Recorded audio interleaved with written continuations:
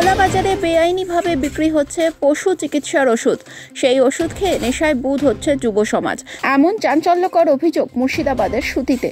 Evelyn ভেট নামে পশু চিকিৎসার এই ওষুধ বেআইনিভাবে বিক্রির অভিযোগে সুজিত ঘোষ নামে এক ফার্মেসি মালিককে গ্রেফতার করল পুলিশ। উদ্ধার হয়েছে 111টি এভেলিন ভেট ওষুধ।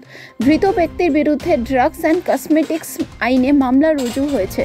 জানা গিয়েছে, ধৃত ব্যক্তিকে জিজ্ঞাসাবাদ করে মুর্শিদাবাদ জেলায় নতুন ধরনের এক মাদক চক্রের হদিশ পেয়েছে পুলিশ। সুতি থানার এক আধিকারিকের কথায়, এভেলিন ভেট ওষুধটি মূলত গরু, ঘোড়া সহ বিভিন্ন প্রাণীর চিকিৎসার জন্য ব্যবহৃত হয়। এই ওষুধটি ডাক্তাররা কখনোই মানুষের ব্যবহারের জন্য অনুমোদন করে না। এই ওষুধটি মানুষের কেন্দ্রীয় স্নায়ুতন্ত্রে একটি ঝিমুনি ভাব তৈরি করে।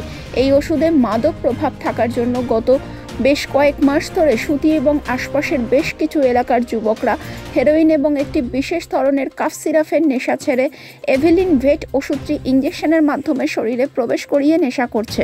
পুলিশ সূত্রের খবর, মাদক হিসেবে এই ওষুধের চাহিদা সম্প্রতি প্রচণ্ড বেড়ে যাওয়ার কারণে 30 টাকা দামের ওষুধ বিক্রি হচ্ছে 150 থেকে 200 টাকায়, যার সুযোগ নিয়ে একাধিক ওষুধ বিক্রেতা ওষুধের কালো বাজারি শুরু করেছেন।